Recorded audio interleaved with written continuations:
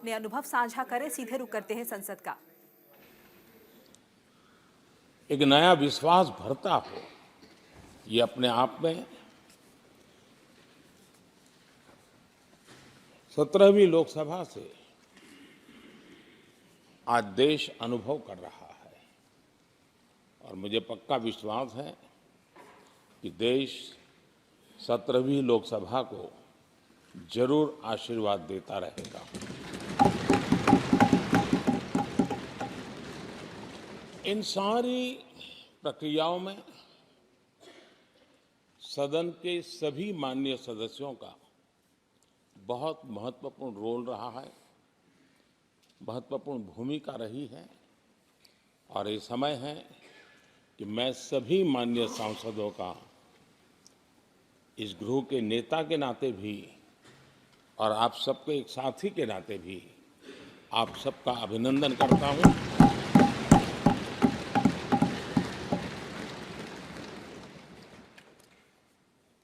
विशेष रूप में आदरणीय अध्यक्ष जी, मैं आपके प्रति भी हृदय से बहुत बहुत आभार व्यक्त करता हूं।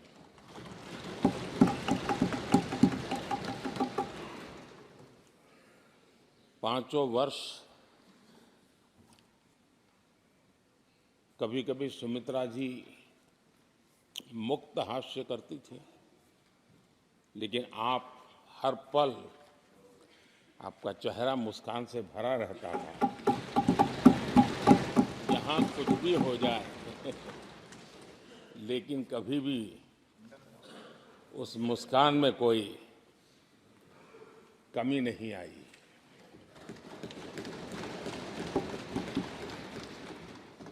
अनेकविध परिस्थितियों में आपने बहुत ही संतुलित भाव से और सच्चे अर्थ में निष्पक्ष भाव से इस सदन का मार्गदर्शन किया, सदन का नेतृत्व किया। मैं इसके लिए भी आपकी भूरी भूरी प्रशंसा करता हूं।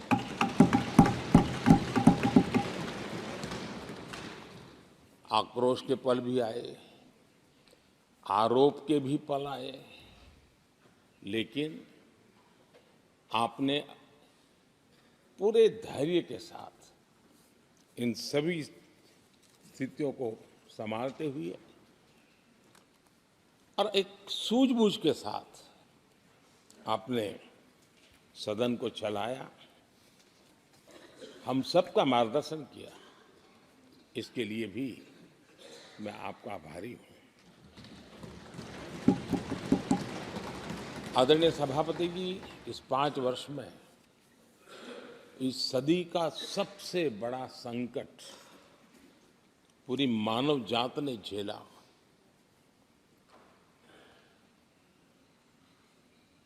कौन बचेगा, कौन बच पाएगा, कोई किसी को बचा सकता है कि नहीं बचा सकता, ऐसी वो अवस्था थी। ऐसे में सदन में आना, ये भी अपना घर छोड़ के निकलना, ये भी संकट का काल था। उसके बाद भी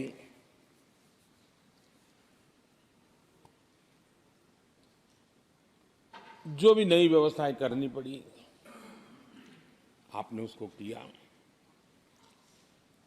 देश के काम को रुकने नहीं दिया। सदन की गरिमा भी बनी रहे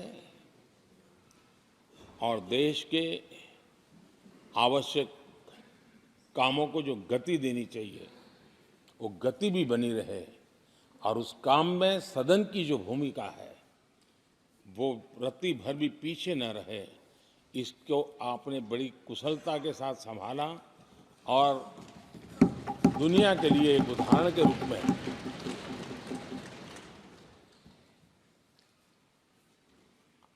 आदरणीय सभापति जी, मैं माननीय सांसदों का भी इस बात के लिए आज एक बार आभार व्यक्त करना चाहता हूं कि उस कालखंड में देश की आवश्यकताओं को देखते हुए सांसद निधि छोड़ने का प्रस्ताव माननीय सांसदों के सामने रखा। और एक पल के विलंब के बिना सभी मान्य सांसदों ने सांसद निधि से मुक्त। इतना ही नहीं, एक देशवासियों को पॉजिटिव मैसेज देने के लिए अपने आचरण से समाज को एक विश्वास देने के लिए सांसदों ने अपनी सैलरी में से 30% कटौती का निर्णय सबने खुद ने किया, ताकि देश को भी विश्वास हुआ कि ये सबसे पहले छोड़ने वाले लोग हैं। और आदरणीय सभापति जी, हम सभी सांसद बिना कारण साल में 2 बार हिंदुस्तान के मीडिया के किसी न किसी कोने में गाली खाते रहते थे कि ये सांसदों को इतना मिलता है और कैंटीन में इतने में खाते हैं, बाहर इतने में मिलता है, कैंटीन में इतने में मिलता है, बाहर यानी पता नहीं बाहर नोट लिए जाते थे। आपने निर्णय किया सबके लिए समान रेट होंगे कैंटीन में, और सांसदों ने कभी भी विरोध नहीं किया, शिकायत भी नहीं की। और सभी सांसदों की बिना कारण इतनी फजेत करने वाले लोग मजे लेते थे, उससे हम सबको आपने बचा लिया। इसके लिए भी मैं आपका आभार व्यक्त करता हूं। आदरणीय सभापति जी, ये बात सही है कि हमारे कई लोकसभा के, चाहे 17वीं हो, 16वीं हो, 15वीं हो, संसद का नया भवन होना चाहिए, इसकी चर्चा सबने की, सामूहिक रूप से की, एक स्वर से की, लेकिन निर्णय नहीं होता था। ये आपका नेतृत्व है जिसने निर्णय किया, चीजों को आगे बढ़ाया, सरकार के साथ अनेक मीटिंगें की, और उसी का परिणाम है कि आज देश को ये नया संसद भवन प्राप्त हुआ है। आदरणीय सभापति जी, एक संसद के नए भवन में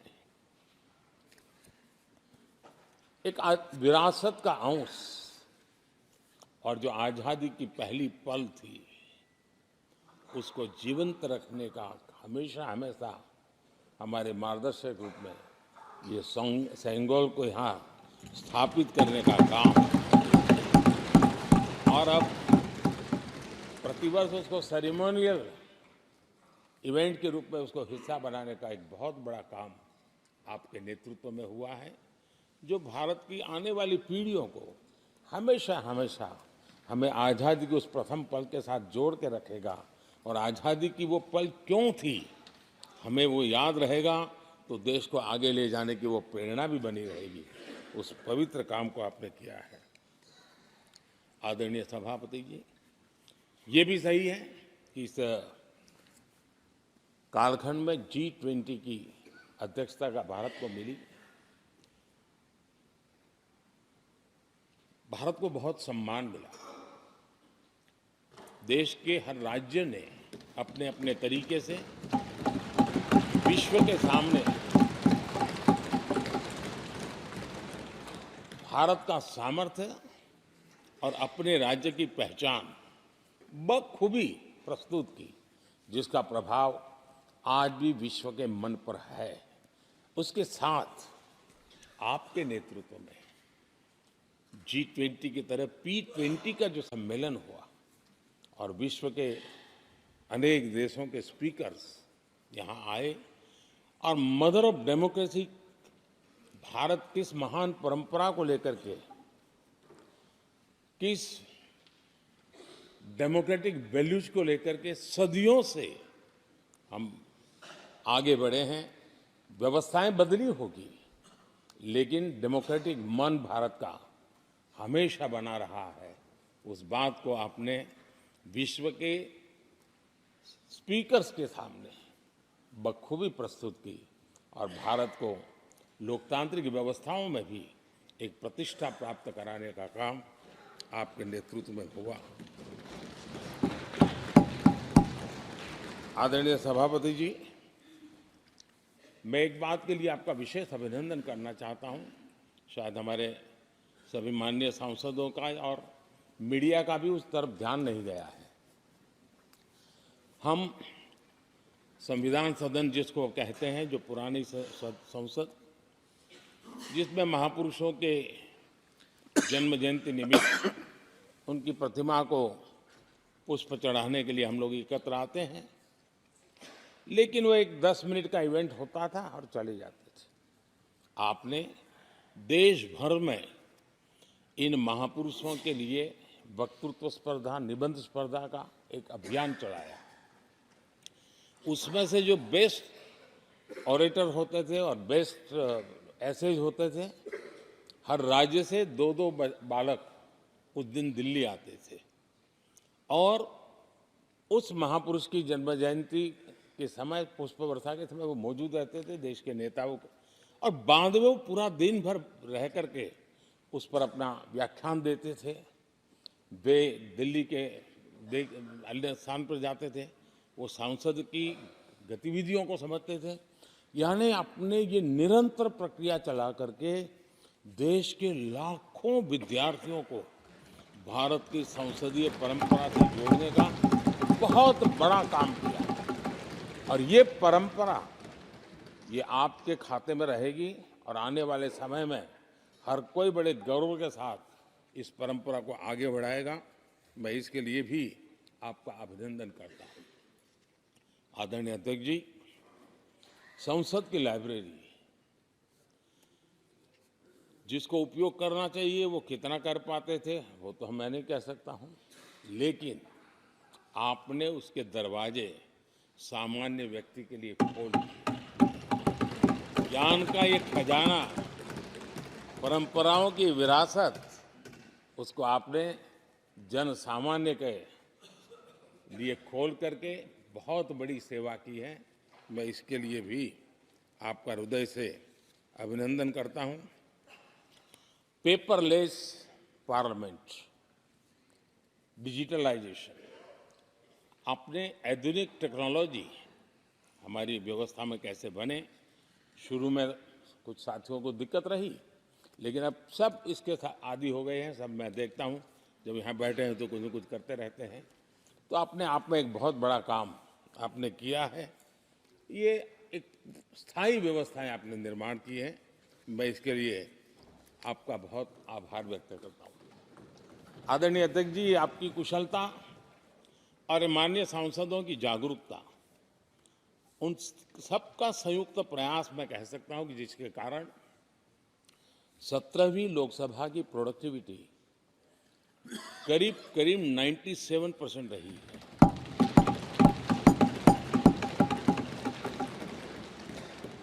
%97 प्रोडक्टिविटी अपने आप में प्रसन्नता का विषय है, लेकिन मुझे विश्वास है कि आज जब 17वीं लोकसभा की हम समाप्ति की तरफ बढ़ रहे हैं, तब एक संकल्प लेकर के 18वीं लोकसभा प्रारंभ होगी कि हम हमेशा 100% से ज़्यादा प्रोडक्टिव वाली हमारी कार्यवाही करेंगे और उसमें भी 7 सत्र 100% से भी ज़्यादा प्रोडक्टिविटी वाले रहेंगे। ये भी, और मैंने देखा आपने रात रात बैठ करके भी हर सांसदों के मन की बात को आपने सरकार के ध्यान में लाने का भरपूर प्रयास किया। मैं इन सफलता के लिए सभी माननीय सांसदों का और सभी फ्लोर लीडर्स का भी हृदय से आभार और अभिनंदन व्यक्त करता हूं। पहले सत्र में, 17वीं लोकसभा के पहले सत्र में दोनों सदन ने 30 विधेयक पारित किए थे। ये अपने आप में रिकॉर्ड है।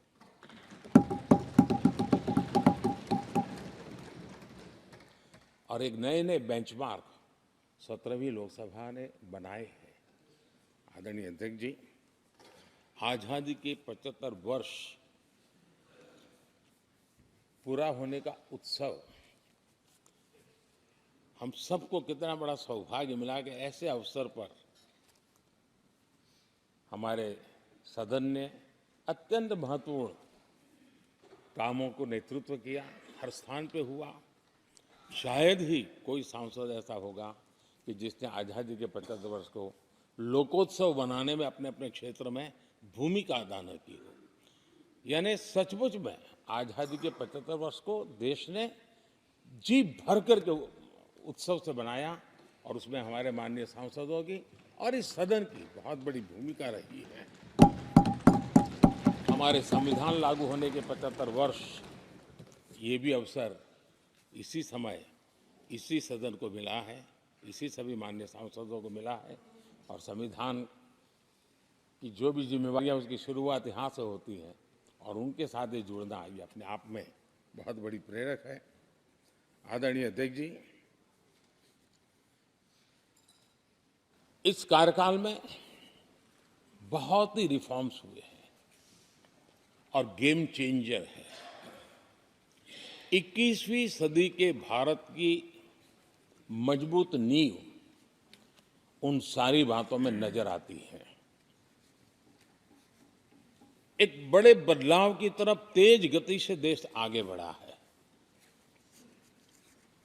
और इसमें भी सदन के सभी साथियों ने बहुत ही उत्तम मार्गदर्शन किया है, अपनी हिस्सेदारी जताई है और देश, हम संतोष से कह सकते हैं कि हमारी अनेक पीढ़ियां जिन बातों का इंतजार करती थी, ऐसी बहुत से काम इस 17वीं लोकसभा के माध्यम से पूरे हुए। पीढ़ियों का इंतजार खत्म हुआ। अनेक पीढ़ियों ने एक संविधान, इसके लिए सपना देखा था, लेकिन हर पल उस संविधान में एक दरार दिखाई देती थी, एक खाई नजर आती थी, एक रुकावट चुभती थी। लेकिन इसी सदन ने धारा 360 आर्टिकल 370 हटा करके संविधान के पूर्ण रूप को, उसके पूर्ण प्रकाश के साथ उसका प्रगटीकरण हुआ। और मैं मानता हूं जब संविधान के 75 वर्ष हुए हैं, जिन जिन महापुरुषों ने संविधान को बनाया है, उनकी आत्मा जहां भी होगी जरूर हमें आशीर्वाद देते होंगे ये काम हमने पूरा किया।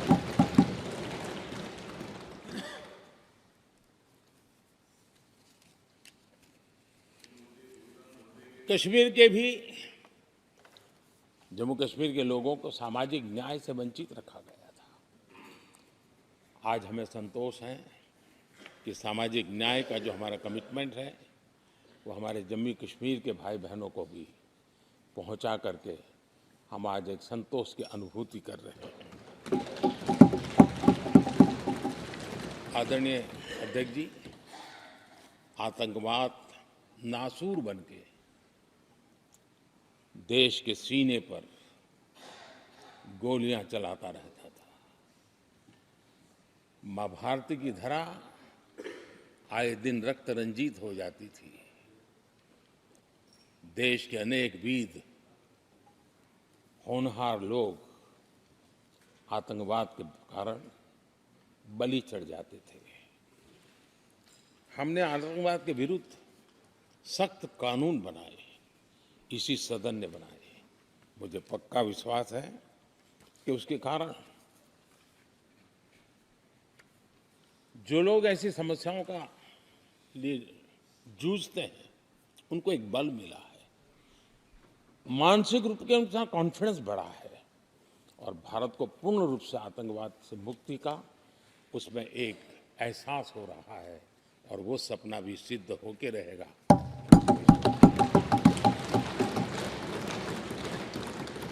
हम 75 साल तक अंग्रेजों की दी हुई दंड संहिता में जीते रहे।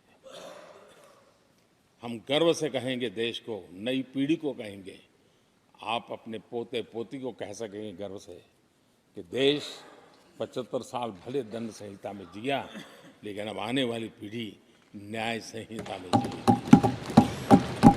और यही सच्चा लोकतंत्र है। आदरणीय अध्यक्ष जी, मैं आपका एक बात के लिए और अभिनंदन करना चाहूंगा कि नया सदन, इसकी भव्यता वगैरह तो है ही, लेकिन उसका प्रारंभ एक ऐसे काम से हुआ है जो भारत की मूलभूत मान्यताओं को बल देता है, और वो नारी शक्ति वंदन अधिनियम।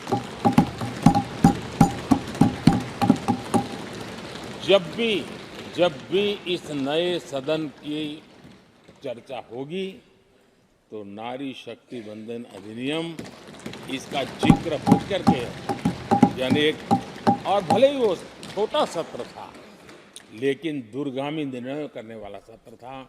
इस नए सदन की पवित्रता का एहसास उसी पल शुरू हो गया था, जो हम लोगों को एक नई शक्ति देने वाला है। और उसी का परिणाम है कि आने वाले समय में जब बहुत बड़ी मात्रा में यहाँ हमारी माताएं बहनें बैठी होगी, देश गौरव की अनुभूति करेगा।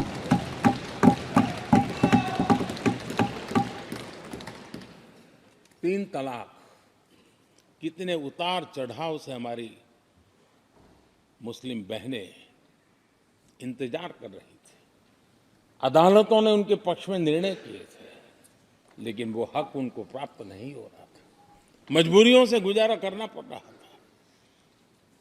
कोई प्रकट रूप से कहें, कोई अप्रकट रूप से कहें, लेकिन 3 तलाक से मुक्ति का बहुत महत्वपूर्ण और नारी शक्ति के सम्मान का काम 17वीं लोकसभा ने किया है। सभी मान्य सांसद, उनके विचार कुछ भी रहे हो, उनका निर्णय कुछ भी रहा हो, लेकिन कभी न कभी तो कहेंगे कि हाँ, इन बेटियों को न्याय देने का काम भी करने के समय हम वहां मौजूद हैं। पीढ़ियों से होता यह न्याय हमने पूरा किया है, और वो बहनें हमें आशीर्वाद दे रही है। आदरणीय अध्यक्ष जी, आने वाले 25 वर्ष हमारे देश के लिए बहुत महत्वपूर्ण है। राजनीति की गहमागहमी अपनी जगह पे है, राजनीतिक क्षेत्र के लोगों की अपनी आशा आकांक्षा अपनी जगह पे है, लेकिन देश की अपेक्षा, देश की आकांक्षा, देश का सपना, देश का संकल्प ये बन चुका है। 25 साल वो हैं जो देश इच्छित परिणाम प्राप्त करके रहेगा।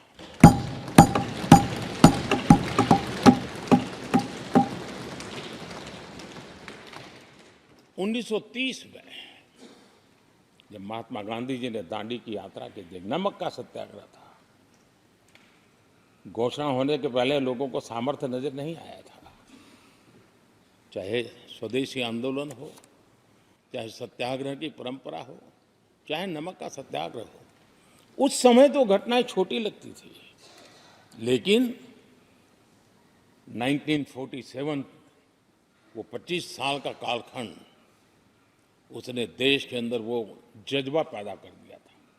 हर व्यक्ति के दिल में वो जज्बा पैदा कर दिया था कि अब तो आज़ाद होकर रहना है।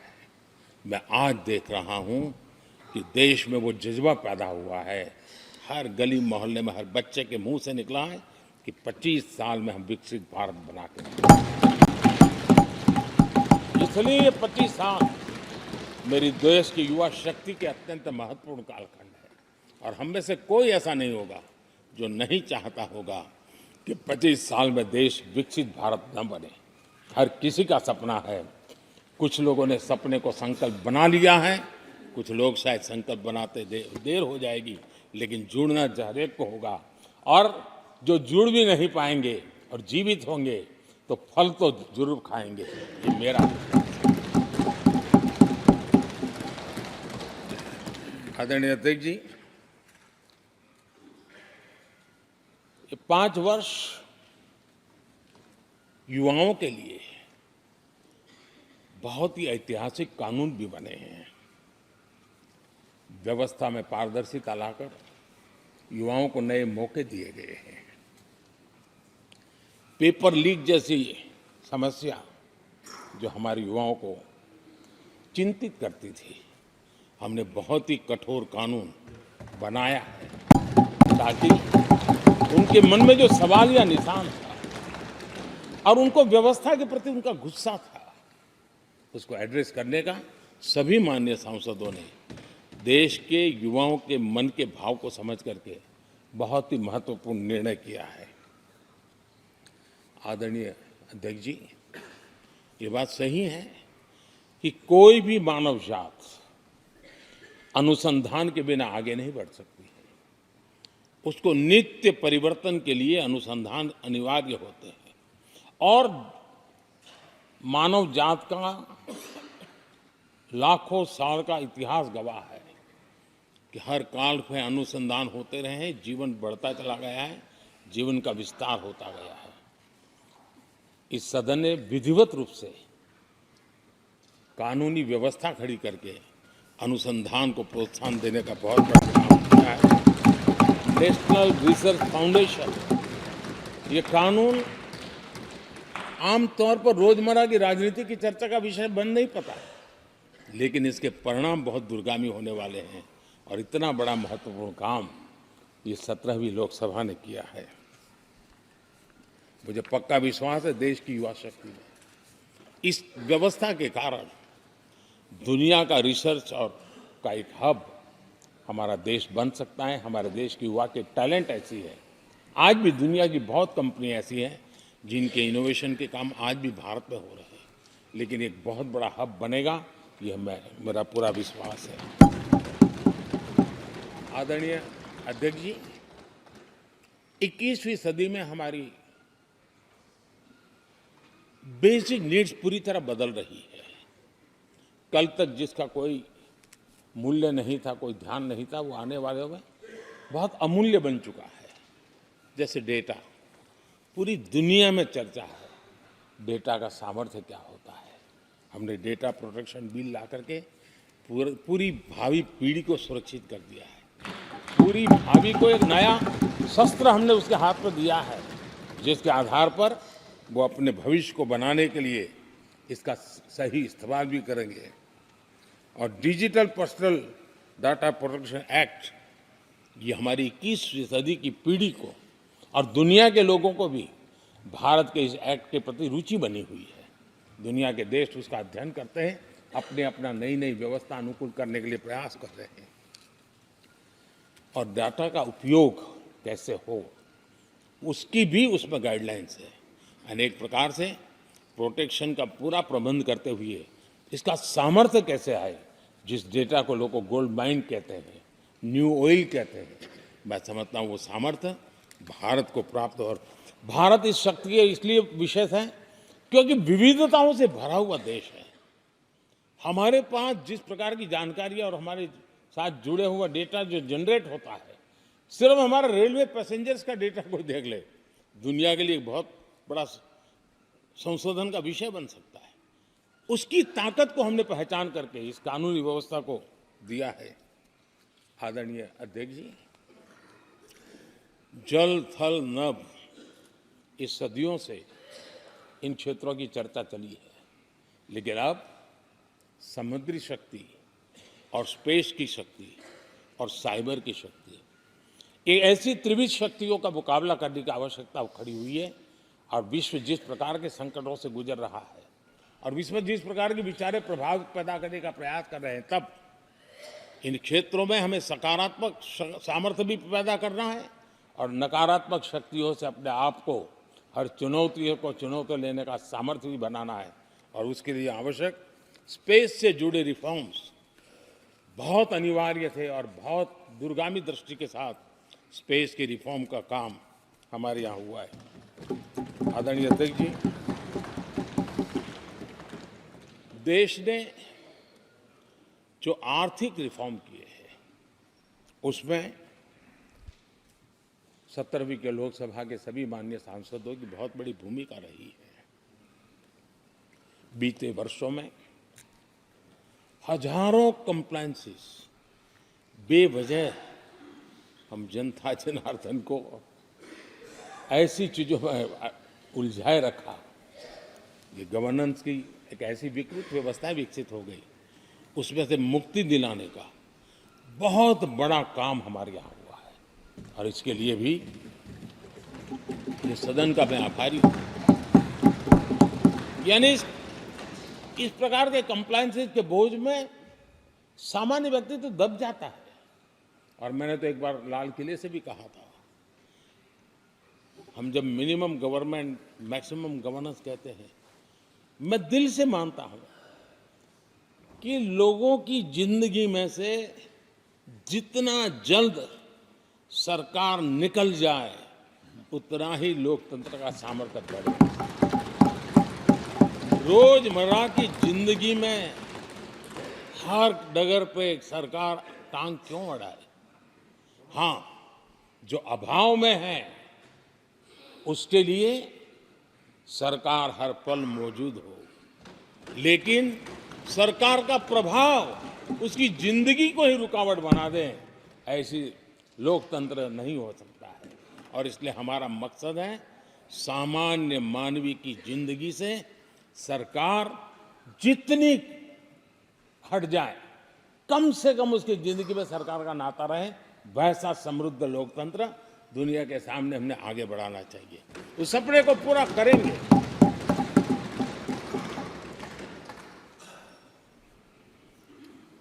आदरणीय अध्यक्ष जी, companies act, limited liability partnership act, 60 से अधिक गैर जरूरी कानूनों को हमने हटाया है। ईज ऑफ डूइंग बिजनेस, इसके लिए ये बहुत बड़ी आवश्यकता थी, क्योंकि हर देश को आगे बढ़ना है तो बहुत सारी रुकावटों से बाहर आना पड़ेगा। हमारे कई कानून तो ऐसे थे, छोटी छोटे कारणों से जेल में भर दो बस। यहाँ तक कि फैक्ट्री है और उसके शौचालय को 6 महीने में एक बार अगर व्हाइट वॉश नहीं किया है तो उसके लिए जेल थी, वो कितनी बड़ी कंपनी का मालिक क्यों ना हो। अब ये जो एक प्रकार की जो अपने आप को बड़े लेफ्ट लिबरल कहते हैं, उन लोगों की आइडियोलॉजी, और देश में ये तुमारशाही का जमाना, उन सारों से मुक्ति दिलाने का हमें भरोसा होना चाहिए भाई, वो करेगा। आज लोगों के घरों में लिफ्ट होती है, वो सोसाइटी फ्लैट वाले लोग अपनी लिफ्ट रिपेयर करते ही है जी, हर चीज कर लेते हैं। तो ये जो समाज पर, नागरिक पर भरोसा करने का काम, बहुत तेजी से बढ़ाने का काम 17वीं लोकसभा ने किया है। और इसके लिए जन विश्वास एक्ट, मैं समझता हूं 180 से ज्यादा प्रावधान डीक्रिमिनलाइज करने का काम किया है। जो मैं कहा छोटी छोटी बात में जेल में डाल देना, ये डीक्रिमिनलाइज करके हमने नागरिक को ताकत दी है। वो इसी सदन ने किया है, यही माननीय सांसदों ने किया है। कोर्ट की चक्कर से जिंदगी बचाने के लिए बहुत महत्वपूर्ण काम, कोर्ट के बाहर विवादों से मुक्ति, उस दिशा में एक महत्वपूर्ण काम, मध्यस्थता का कानून, उस दिशा में भी इसी माननीय सांसदों ने बहुत बड़ी भूमिका अदा की। जो हमेशा हाशिए पर था, किनारे पर थे, जिनको कोई पूछता नहीं था, सरकार होने का उनको एहसास हुआ है। हाँ, सरकार है, हम हैं। जब कोविड में मुफ्त इंजेक्शन मिलता था ना, उसको भरोसा होता था, चलिए जान बच गई, सरकार होना का उसको एहसास होता था। और यही तो सामान्य मानवी की जिंदगी में बहुत आवश्यक होता है। वो असहायता न अनुभव, अब क्या होगा, ये स्थिति पैदा नहीं होनी चाहिए। ट्रांसजेंडर समुदाय अपमानित महसूस करता था, और जब बार बार वो अपमानित होता था तो उसके अंदर भी विकृतियों की संभावनाएं बढ़ती रहती थी, और ऐसे विषयों से सब लोग दूर भागते थे। 17वीं लोकसभा के सभी माननीय सांसदों ने ट्रांसजेंडर्स के प्रति भी संवेदना जताई और उनके जीवन में भी बेहतरीन जिंदगी बने। और आज दुनिया के अंदर जब भारत ने ट्रांसजेंडर के लिए किए हुए काम हैं, जो निर्णय किए, इसकी चर्चा है दुनिया को बड़ा। जब हम कहते हैं ना, हमारे यहाँ इवन हमारे माता बहनों के लिए प्रेगनेंसी के लिए 26 वीक की डिलीवरी के समय की छुट्टी, दुनिया के समृद्ध देशों को भी आश्चर्य होता है। अच्छा, यानी ये प्रोग्रेसिव निर्णय यहीं पर हुए हैं, इसी 17वीं लोकसभा में हुए हैं। हमने ट्रांसजेंडर को एक पहचान दी है। अब तक करीब 16-17 हजार ट्रांसजेंडर को उनका आइडेंटिटी कार्ड दिया गया है, ताकि उनके जीवन को। और मैंने देखा अब तो मुद्रा योजना से पैसे लेकर के छोटा मोटा वो बिजनेस करने लगी, वो कमाने लगी है। पद्मा अवार्ड हमने ट्रांसजेंडर को दिया है, एक सम्मान की जिंदगी जीने के लिए। सरकार से जुड़ी अनेक योजनाओं का लाभ जो अब तक उनको मिलता नहीं था, मिलना प्रारंभ हुआ है। वो सम्मानीय जिंदगी। आदरणीय अध्यक्ष जी,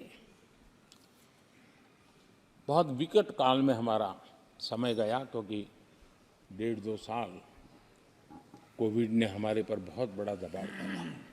लेकिन उसके बावजूद भी 17वीं लोकसभा देश के लिए बहुत उपकारक रही है, बहुत अच्छे काम किए हैं।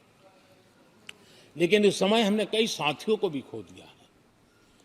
हो सकता है अगर आज वो हमारे बीच होते तो आज इस विदाई समारोह में मौजूद होते, लेकिन बीच में ही कोविड के कारण हमें अपने बहुत होनहार साथियों को खोना पड़ा। उसका दुख हमेशा हमेशा हमारे रहेंगे। आदरणीय अध्यक्ष जी, 17वीं लोकसभा का अंतिम सत्र और अंतिम आवर ही समझ लीजिए है। लोकतंत्र और भारत की यात्रा अनंत है, अनेक, और ये देश किसी पर्पज के लिए है, उसका कोई लक्ष्य है, वो पूरी मानव जात के लिए। चाहे श्री अरविंदो ने देखा हो, चाहे स्वामी विवेकानंद जी ने देखा, लेकिन आज उन शब्दों में, उस विजन में सामर्थ्य था, वो हम आंखों के सामने देख पा रहे हैं। दुनिया जिस प्रकार से भारत के महात्म्य को स्वीकार कर रही है, भारत के सामर्थ्य को स्वीकारने लगी है, और उसको, उस यात्रा को हमें और शक्ति के साथ आगे बढ़ाना है। आदरणीय अध्यक्ष जी, चुनाव बहुत दूर नहीं है। कुछ लोगों को थोड़ी घबराहट रहती होगी, लेकिन ये लोकतंत्र का सहज आवश्यक पहलू है। हम सब उसको गर्व से स्वीकार करते हैं, और मुझे विश्वास है कि हमारे चुनाव भी देश की शान बढ़ाने वाले, लोकतंत्र की हमारी जो परंपरा है, पूरे विश्व को अचंभित करने वाले अवश्य रहेंगे, ये मेरा पक्का विश्वास है।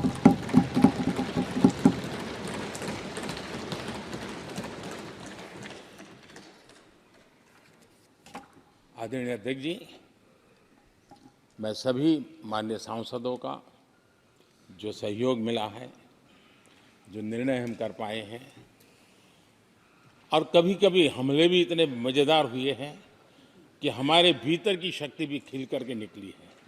और मेरा तो परमात्मा की कृपा रही है कि मुझे जब चुनौती आती है तो ज़रा और आनंद आता है। हर चुनौती का हम सामना कर पाए हैं, बड़े आत्मविश्वास और विश्वास के साथ हम चले हैं। आज राम मंदिर को लेकर के इस सदन ने जो प्रस्ताव पारित किया है, वे देश की भावी पीढ़ी को इस देश के मूल्यों पर गर्व करने की संवैधानिक शक्ति देगा।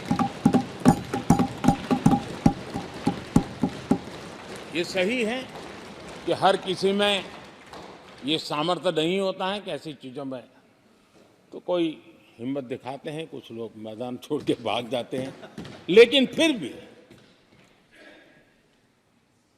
भविष्य के रिकॉर्ड को देखेंगे तो आज जो व्याख्यान वो हुए हैं, जो बातें रखी गई हैं उसमें संवेदना भी है, संकल्प भी है, सहानुभूति भी है और सबका साथ सबका विकास के मंत्र को आगे बढ़ाने का उसमें तत्व भी है। यह देश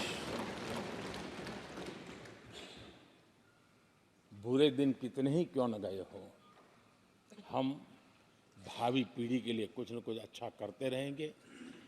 ये सदन हमें वो प्रेरणा देता रहेगा और हम सामूहिक संकल्प से, सामूहिक शक्ति से उत्तम परिणाम भारत की नौजवान पीढ़ी की आशा आकांक्षा के अनुसार करते रहेंगे।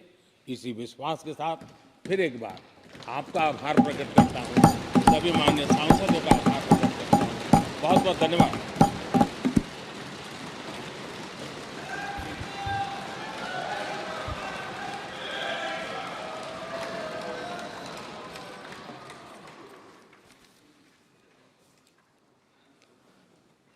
माननीय प्रधानमंत्री जी, माननीय सभी सदस्यगण, 7वीं लोकसभा के इस सत्र के साथ लोकसभा का आज समापन हो रहा है। 7वीं लोकसभा इसलिए भी विशेष है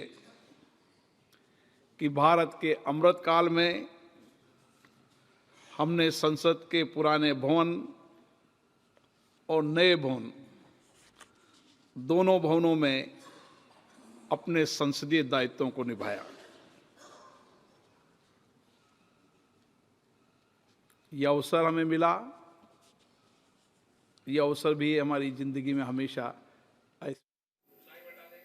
तो आप प्रधानमंत्री नरेंद्र मोदी को सुन रहे थे। प्रधानमंत्री नरेंद्र मोदी ने अपने संबोधन में कई बातों का जिक्र किया, कोरोना काल का भी जिक्र किया, तो साथ ही इसका भी जिक्र किया कि किस तरीके से देश ने तरक्की की है। अनुसंधान का अगर काम हो तो आप तरक्की कर सकते हैं। फिलहाल इस बुलेटिन में सिर्फ इतना ही। बाकी तमाम बड़ी खबरों के लिए बने रहिए न्यूज़ इंडिया के साथ।